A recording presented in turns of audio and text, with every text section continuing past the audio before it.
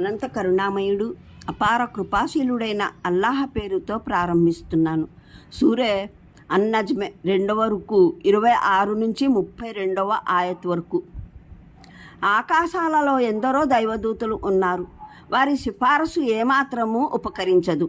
అల్లాహ్ ఏ వ్యక్తి విషయంలోనైనా అనుమతించి అతని కొరకు ఏదైనా అభ్యర్థన వినదలిచి అతన్ని ఇష్టపడనంత వరకు. కానీ ఎవరైతే పరలోకాన్ని విశ్వసించరో వారు దైవదూతలకు దేవతల పేర్లు పెట్టుకుంటారు. నిజానికి ఈ వ్యవహారంలో వారికి ఎటువంటి జ్ఞానము ప్రాప్తమై లేదు. వారు కేవలం ఊహల్ని అనుసరిస్తున్నారు. మరి ఊహ అన్నది సత్యం స్థానంలో ఏ విధంగానూ ఉపయోగపడదు. కాగా ప్రవక్త, ఏ వ్యక్తి అయితే మా జ్ఞాపిక పట్ల విముఖుడు అవుతాడో, ప్రపంచ జీవితం తప్ప మరేది అతనికి అధిష్టం కాదో అతని మానాన అతన్ని వదిలిపెట్టు. ఈ జనుల జ్ఞాన పరిధి కేవలం ఇంత మాత్రమే. ఈ విషయం నీ ప్రభువుకే బాగా తెలుసు. ఆయన మార్గాన్నుండి తప్పిపోయిన వాడెవడో, సన్మార్గాన ఉన్నవాడెవడో. మరి భూమి ఆకాశాలలోని ప్రతి వస్తువుకు స్వామి అల్లాహ్ మాత్రమే. తద్వారా అల్లాహ్ చెడు చేసేవారికి వారి ఆచరణకు ప్రతిఫలాన్ని ఇవ్వాలని, మరి ఎవరైతే సదాచార వైఖరిని అవలంబించారో వారికి మంచి ప్రతిఫలాన్ని ఇచ్చి సత్కరించాలనీను. అయితే వారు పెద్ద పెద్ద పాపాలకు, స్పష్టమైన నీతి బాహ్య చర్యలకు దూరంగా మెలిగేవారై ఉండాలి. ఏదైనా తప్పిదం వారి చేత సంభవిస్తే తప్ప. నిశ్చయంగా నీ ప్రభువు క్షమాక్షేత్రం సువిశాలమైనది.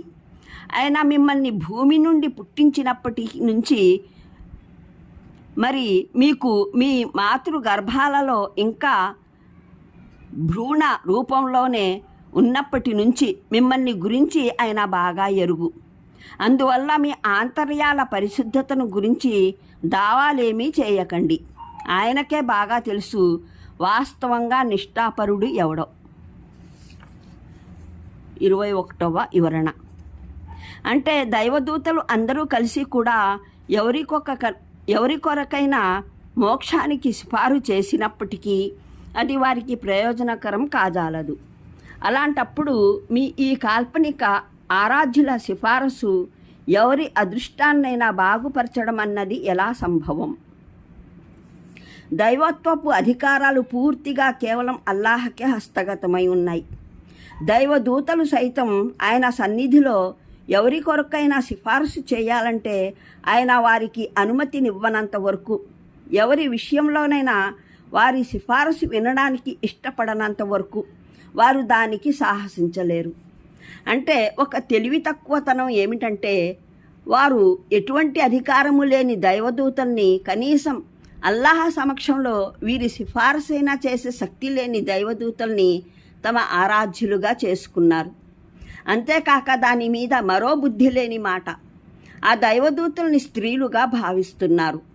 వారిని దేవుని కుమార్తెలుగా పరిగణిస్తున్నారు. ఈ సమస్త మూర్ఖత్వపు విషయాలకు వీరు లోనవడానికి మౌలిక కారణం వీరు పరలోకాన్ని విశ్వసించకపోవడం. వారు పరలోకాన్ని విశ్వసించేవారే అయినట్లయితే ఇటువంటి బాధ్యతారహితమైన మాటలు పలికేవారే కాదు. పరలోక తిరస్కారం వారిని అంతిమ పరిణామం పట్ల చింత లేకుండా చేస్తున్నది.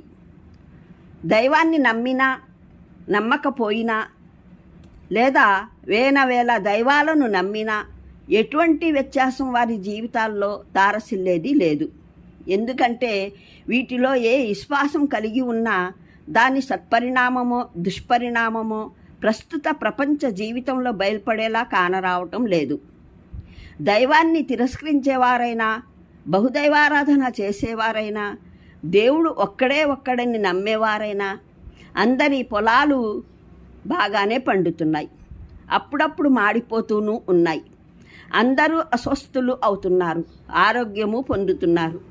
మంచి పరిస్థితులు, చెడ్డ పరిస్థితులు అందరికీ ఎదురవుతున్నాయి. అందువల్ల వారి దృష్టిలో ఇదేమంత ముఖ్యమైన గంభీరమైన విషయం కాదు. మనిషి ఒకరిని ఆరాధ్యునిగా నమ్మడమో నమ్మకపోవడమో, లేదా ఎన్ని దైవాలనైనా ఎటువంటి దైవాలనైనా సృజించుకున్నా పెద్దగా పట్టించుకునే పని లేదు. సత్యాసత్యాలు తుది నిర్ణయం వారి దృష్టిలో ఈ ప్రపంచంలోనే జరగవలసి ఉంది.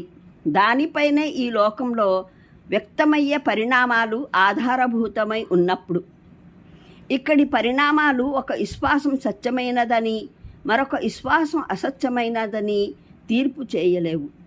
అందువల్ల ఇటువంటి వారు ఒక విశ్వాసాన్ని అవలంబించడమైనా మరొక దాన్ని తిరస్కరించడమైనా అది కేవలం మనసులో లేచిన ఊహాతరంగా వ్యవహారమే. అంటే దైవదూతలు స్త్రీలని దేవుని కూతుళ్ళని నమ్మడం ఏదైనా జ్ఞానం ఆధారంగా తెలిసి వారు ఈ నమ్మకాన్ని అవలంబించడం లేదు. కేవలం తమ అనుమానాల ద్వారా ఒక మాటను ఊహించుకున్నారు. దాని ఆధారంగా ఈ పీఠాలు ఆస్థానాలు ఏర్పరచుకున్నారు. అక్కడ మనోకామనాలు ఆర్ధిస్తూ ఉన్నారు.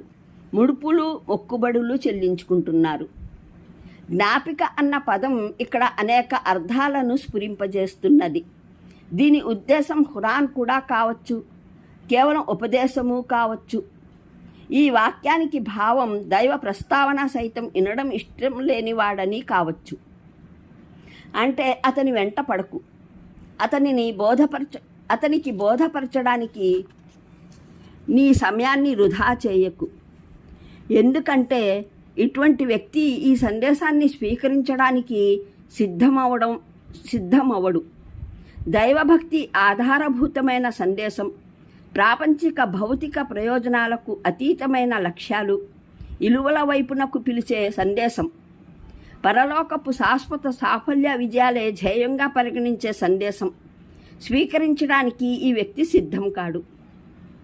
ఇటువంటి భౌతికతావాది దైవ తిరస్కారి అయిన మానవుని పట్ల నీ వృధా చేయడానికి బదులు దైవనామ సంస్మరణను, దేవుని హితబోధను వినడానికి సిద్ధంగా ఉన్నవారి పట్ల, ప్రపంచ వ్యామోహ రోగానికి లోనవుని వారి పట్ల శ్రద్ధ వహించు.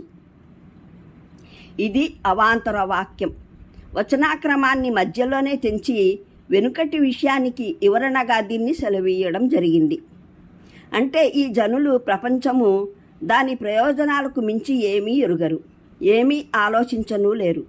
అందువల్ల వీరి పట్ల శ్రమ పడడం నిష్ప్రయోజనం.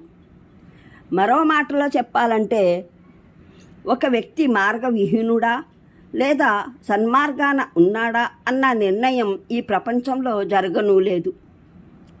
దీని నిర్ణయాన్ని ప్రపంచ ప్రజల అభిప్రాయాలపైన వదిలిపెట్టడము జరగలేదు. ఈ నిర్ణయం అయితే అల్లాహ్ ఆధీనంలోనే ఉంది. ఆయనే భూమి ఆకాశాల స్వామి. ఆయనకే తెలుసు ప్రపంచ ప్రజలు అనుసరిస్తున్న విభిన్న మార్గాలలో బోధనా మార్గమేదో, మార్గవిహీనత పదం ఏదో. అందువల్ల అరేబియా ముష్రిక్కులు, మక్కా తిరస్కారులు నిన్ను దారి తప్పినవాడని, మార్గభ్రష్టుడని పరిగణిస్తూ ఉన్నట్లయితే, తమ అజ్ఞానాన్నే సత్యమని, సరైన మార్గమని అనుకుంటూ ఉంటే నీవు ఏమాత్రం ఖాతరు చేయనవసరం లేదు. వీరు ఇదే భూటకపు దుస్సాహసంలో సంతుష్టులై ఉండదలిస్తే వారిని అలాగే మత్తుగొని ఉండనివ్వు. వారితో వాదోపవాదాలలో సమయాన్ని వృధా చేసి బుర్రపాడు చేసుకునే అవసరం లేదు.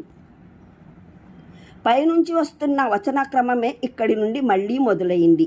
అంటే అవాంతర వాక్యాన్ని వదిలి వచనాక్రమం ఇలా అవుతుంది: అతని మానాన అతన్ని వదిలిపెట్టు, తద్వారా అల్లాహ్ చెడు చేసేవారికి వారి ఆచరణకు ప్రతిఫలాన్ని ఇవ్వాలని. వివరాలకు చూడండి ఖురాన్ అవగాహనం సంపుటి 2, 4 అన్నిసా పాదసూచి 53.